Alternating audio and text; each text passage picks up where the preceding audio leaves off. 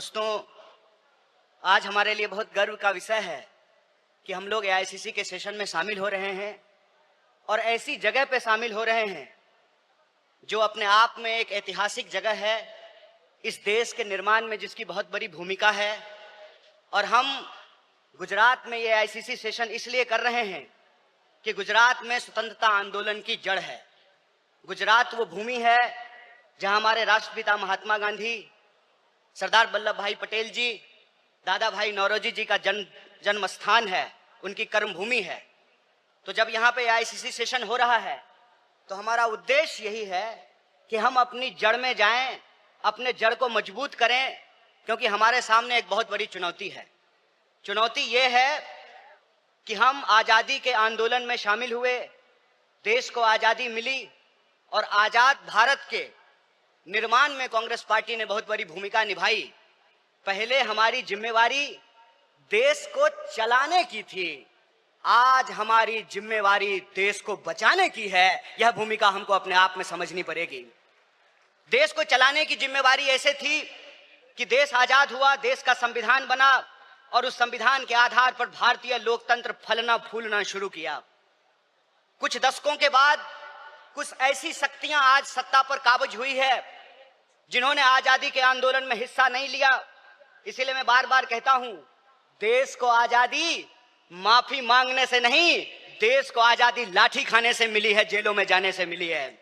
यह जो आजादी मिली है, इस आजादी को जो लोग मानते नहीं हैं, कहते हैं ना, जिन्होंने अपना खून पसीना नहीं बनाया हो घर को बनाने में, उनको घर की बचाने की कोई जद्दोजहद नहीं होती है। घर को जब बिगड़ रहा हो तो उनको कोई तकलीफ नहीं होती है। जो संविधान को बनाए हैं वही संविधान को बचाना चाहते हैं, जो आजादी दिलाए हैं वही आजादी को बचाना चाहते हैं, जो देश को बनाए हैं उन्हीं को देश को बचाना पड़ेगा। बताइए, कांग्रेस पार्टी का एक एक कार्यकर्ता जो देश की आजादी पर गर्व करता है, देश के स्वतंत्रता आंदोलन पर गर्व करता है, उस आजादी को बचाने के लिए आप संघर्ष करेंगे कि नहीं करेंगे? अगर आप संघर्ष करेंगे तो ये लड़ाई बिल्कुल आमने सामने की लड़ाई है। ये लड़ाई है कि एक तरफ वो लोग हैं जो काली टोपी पहनते हैं, एक तरफ हम लोग हैं जो सफेद टोपी पहनते हैं। वो जो काली टोपी पहनने वाले लोग हैं वो काले कानून लेकर के आते हैं। हम सफेद टोपी पहनने वाले लोग जो हैं वो गरीबी का अंधियारा मिटा करके, बेकारी का अंधियारा मिटा करके हम रोजगार का अवसर लाना चाहते हैं। हम अन्याय को समाप्त करके सामाजिक, आर्थिक और राजनीतिक न्याय लेकर के आना चाहते हैं। इसीलिए आज जब मैं आपके बीच में बोल रहा हूं तो सबसे पहले जो ड्राफ्ट है रेजोल्यूशन की, मैं उसके समर्थन में बोल रहा हूं। और यह जो न्याय पथ है जिसको लेकर के हमारा संकल्प है कि इस न्याय पथ पर हम चलेंगे, और न्याय पथ पर चलने का मतलब यह है कि देश में कहीं भी अन्याय होगा, चाहे वो अन्याय दलितों के खिलाफ हो, चाहे वो अन्याय गरीबों के खिलाफ हो, चाहे वो अन्याय पिछड़ों के खिलाफ हो, चाहे वो अन्याय आदिवासियों के खिलाफ हो, महिलाओं के खिलाफ हो, किसानों के खिलाफ हो, मजदूरों के खिलाफ हो, किसी भी भारतीय के खिलाफ अगर कोई अन्याय होगा तो उस काली टोपी वाले अन्याय के खिलाफ हम सफेद टी शर्ट पहन करके राहुल गांधी जी के बताए रास्ते पर चलेंगे। हम न्याय का योद्धा बनेंगे और न्याय का जो हमारी पहचान है, न्याय का जो हमारा ये सिंबल है, उसी से हम इस देश को बचा सकते हैं। और देश को बचाने की जो मुहिम है, इस संबंध में मैं आपको बता दूं कि आज एनएसयूआई का स्थापना दिवस है, फाउंडेशन डे है। स्टूडेंट और यूथ की एक बहुत बड़ी भूमिका है। स्टूडेंट और यूथ अलग अलग तरीके से इस देश में अपने हक और अधिकार को लेकर के संघर्ष कर रहे हैं। यह जो लड़ने वाले लोग हैं, जो न्याय के लिए लड़ रहे हैं, वो असल में कांग्रेसी हैं, और जो विचारधारा से कांग्रेसी हैं उनको हमको साथ लेकर के आना पड़ेगा। और मैं कांग्रेस के एक एक कार्यकर्ता को धन्यवाद देना चाहता हूं कि आप इस दौर में कांग्रेसी हैं जब लोग गद्दारी कर रहे हैं, कांग्रेस पार्टी के साथ बेवफाई कर रहे हैं, चंद दौलत के लिए, चंद सिक्कों की खनक के लिए अपनी पार्टी से गद्दारी करके उस विचारधारा से समझौता कर रहे हैं, उस वक्त आप कांग्रेस का झंडा थाम करके खड़े हैं। आप सिर्फ कांग्रेस के कार्यकर्ता नहीं हैं, इस देश को बचाने वाले आप जो है सेनानी हैं। जो स्वतंत्रता आंदोलन इस देश को मिला है, स्वतंत्रता सेनानियों ने जो स्वतंत्रता हमको दिलाई है, उस स्वतंत्रता को बचाने वाले आप संविधान सेनानी हैं। इसीलिए मैं आप सबसे अपील करने के लिए आया हूं कि ये आमने सामने की लड़ाई है, ये विचारधारा की लड़ाई है। और इस दौर में हमको उस रास्ते पे नहीं जाना है जो आसान रास्ता है, जो लालच का रास्ता है, जो कुर्सी का रास्ता है। मैं कहता हूं कि इतिहास ने हमको मौका दिया है, कांग्रेस पार्टी ने हमको मौका दिया है, तो हम एमपी एमएलए बनने की कोशिश जरूर करें। लेकिन हम जिस दौर में रह रहे हैं, ये वो दौर है कि हमारे सामने एमपी एमएलए बनने के अलावे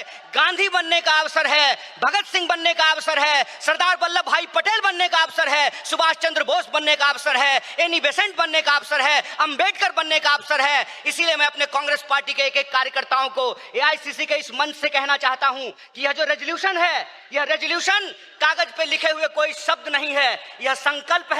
और उस संकल्प पे हम समर्पण के साथ चलेंगे, संघर्ष करेंगे, और संघर्ष करेंगे तो इस विपरीत परिस्थिति में हमारी जीत सुनिश्चित है। मैं देखता हूं कि कई बार कांग्रेस के कई कार्यकर्ता निराश हो जाते हैं, तो मैं उनको कहता हूं कि यह वक्त निराश होने का वक्त नहीं है, यह अपनी काबिलियत साबित करने का वक्त है, यह अपनी विचारधारा को साबित करने का वक्त है। और जावेद अख्तर ने बखूबी इस बात को लिखा है कि इस मुल्क में दो आवाजें हैं, इस मुल्क में दो आवाजें हैं। इस मुल्क में एक वो आवाज है जो दंगा कराना चाहता है, खून खराबा करना चाहता है, नफरत फैलाना चाहता है, और एक वो आवाज है जो मोहब्बत और न्याय की आवाज को बुलंद करना चाहता है। इसीलिए हम कहते हैं कि मुझे पामाल रस्तों का सफर अच्छा नहीं लगता, जिस दर जाते हैं लोग उधर जाना अच्छा नहीं लगता।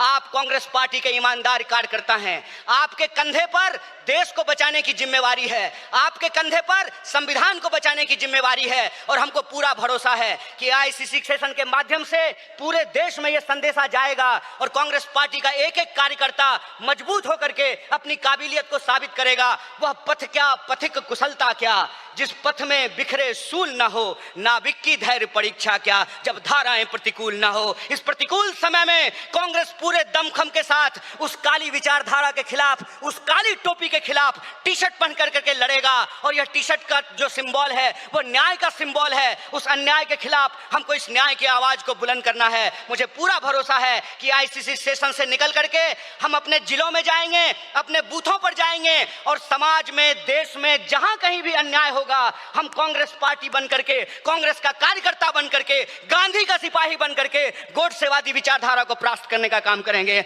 बहुत बहुत शुक्रिया, बहुत बहुत धन्यवाद। इनकलाब जिंदाबाद, जय हिंद, जय कांग्रेस। एक बार जोर से आवाज बुलंद कीजिए। यह आवाज साबरमती आश्रम से दिल्ली के तख्त तक पहुंचनी चाहिए। जय हिंद, जय हिंद, जय कांग्रेस।